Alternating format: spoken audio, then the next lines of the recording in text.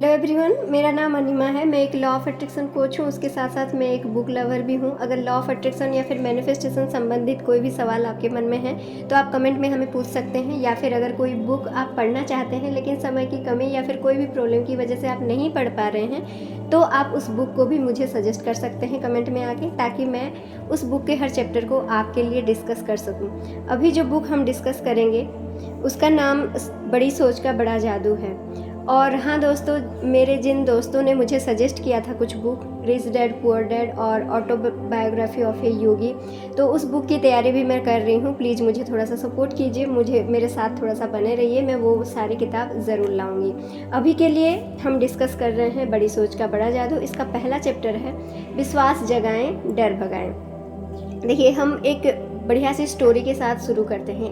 एक आदमी थे जो कि बहुत ही नॉर्मल, बहुत ही मिडिल क्लास फैमिली से बिलोंग करते थे और बहुत ही नॉर्मल लाइफ जी रहे थे, लेकिन वो अपने लाइफ से खुश नहीं थे। वो हमेशा चाहते थे कि कुछ अच्छा करें, कुछ बढ़िया करें, लेकिन उनसे नहीं हो पा रहा था। सारे काबिलियत होने के बावजूद भी उनसे नहीं हो पा रहा था। तो उन्होंने क्या किया, वो जब बहुत ज़्यादा प्रॉब्लम में फंस गए तो उन्होंने एक बार इरिटेट होकर अपने शहर बदल के आए कुछ और नौकरी ढूंढने के लिए। जब वो नौकरी ढूंढने के लिए आए, रात को जब उन्होंने होटल में रुका तो उन्होंने सोचा कि ऐसा क्या कमी है मुझ में जिसकी वजह से मैं इस मिडिल क्लास जो ट्रैप है, ये जो गोल गोल ये जो भंवर है, उससे क्यों नहीं निकल पा रहा हूँ। उन्होंने फिर याद किया कि उनके जो दोस्त थे, उनके जो आस पड़ोस के जो 5-7 व्यक्ति थे जो कि उनसे बहुत ज़्यादा आगे निकल चुके थे, जो कि बहुत अच्छी ज़िंदगी जी रहे थे, तो उन्होंने उनके साथ कंपेयर किया कि ऐसा क्या मुझ में नहीं है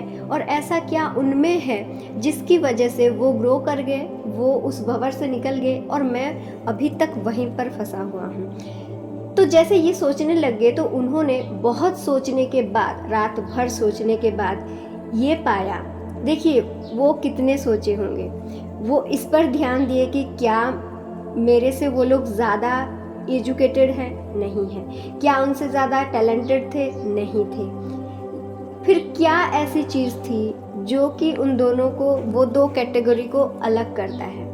हमारे समाज में ऐसे बहुत लोग होते हैं जो कि बहुत ज़्यादा टैलेंटेड होते हैं, बहुत सब कुछ होता है उनके पास, लेकिन वो आगे नहीं बढ़ पाते। और ऐसे कुछ लोग होते हैं जो कि इतने ज़्यादा एक औसत स्टूडेंट होने के बाद भी, एक मिडिल क्लास वाले फैमिली से बिलोंग करने के बाद भी, बहुत सारी तकलीफ़ों के बाद भी वो ग्रो कर जाते हैं। क्यों ऐसा होता है? ये दोनों वर्ग में क्या फ़र्क होता है? उस दिन वो जो नतीजा उनको मिला वो था आत्मविश्वास।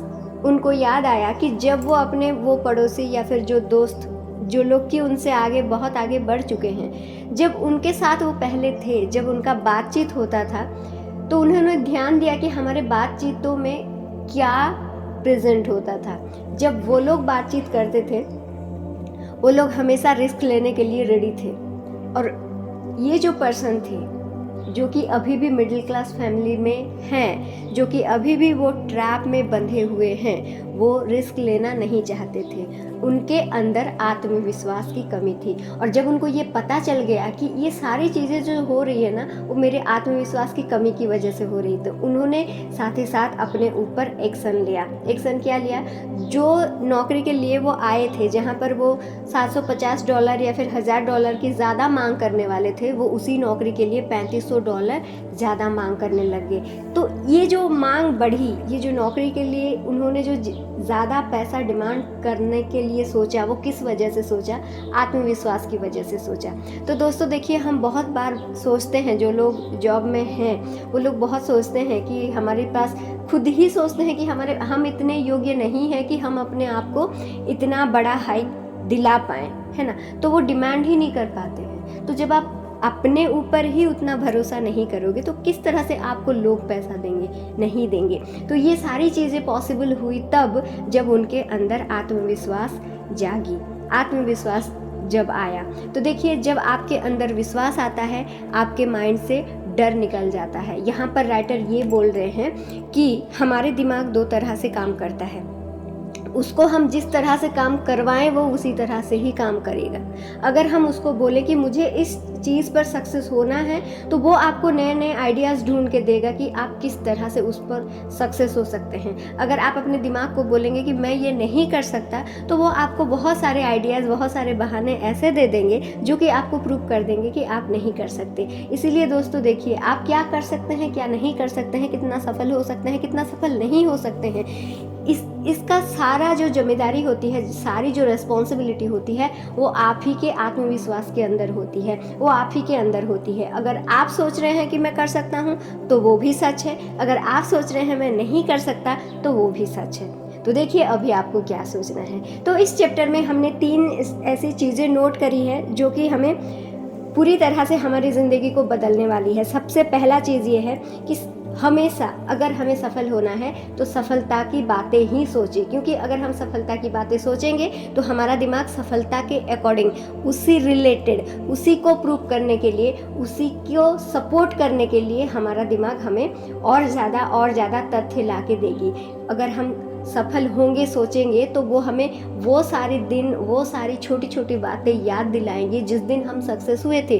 कभी अगर हमने कोई प्राइज़ जीता था, कभी हमें अगर कोई अप्रिसिएट करा था, है ना। अगर असफलता की बातें सोचेंगे तो हमारा दिमाग वो सारे दिन, वो सारी बातें हमें याद दिलाएंगे जिस दिन हम लो फील किए थे। इसीलिए सबसे पहला चीज़ ये है, सबसे पहला पॉइंट ये है, सफलता की बातें सोचें, असफलता की बातें बिल्कुल भी ना सोचें। और दूसरा पॉइंट ये है कि आप अपने आप को हमेशा ज़्यादा समझें। आप जितना अपने आप को जानते हैं, हमेशा याद रखें आप उससे कहीं ज़्यादा हैं, कहीं ज़्यादा डिज़र्व करते हैं, आप हमेशा अनलिमिटेड हैं। एंड तीसरी चीज़ जो कि सबसे ज़रूरी, सबसे इम्पोर्टेंट चीज़ है, देखिए दोस्तों, जब हम कुछ चीज़ को पाना चाहते हैं, अगर हम छोटा गोल रखते हैं तो हमें डर ज़्यादा आती है, लेकिन जब हम अपने गोल को बड़ा कर देते हैं तो हमें डर नहीं लगता, क्योंकि हमारा गोल इतना बड़ा हो जाता है, उस छोटी छोटी नेगेटिविटी को ध्यान ही नहीं देता। इसीलिए छोटे प्लान ना करके, आप अपनी सफलता को पाने के लिए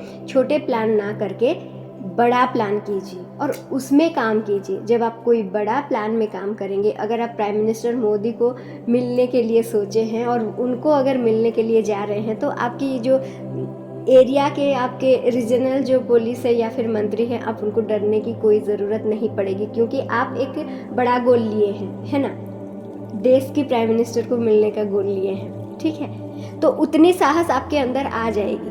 इसीलिए दोस्तों, अगर आप कुछ सोच ही रहे हैं तो बड़ा सोचिए, बड़ा प्लान कीजिए और उस पर वर्कआउट कीजिए। और किस तरह से वर्कआउट करेंगे और हमारे जो सफलता में उसमें क्या क्या दिक्कतें आती हैं, उसको हम किस तरह से ओवरकम करें, ये सारी चीज़ें हम अगले चैप्टर में डिस्कस करेंगे, ठीक है। तो thank you so much for watching, till then bye bye and take care. I got my head out the sunroof, I'm blasting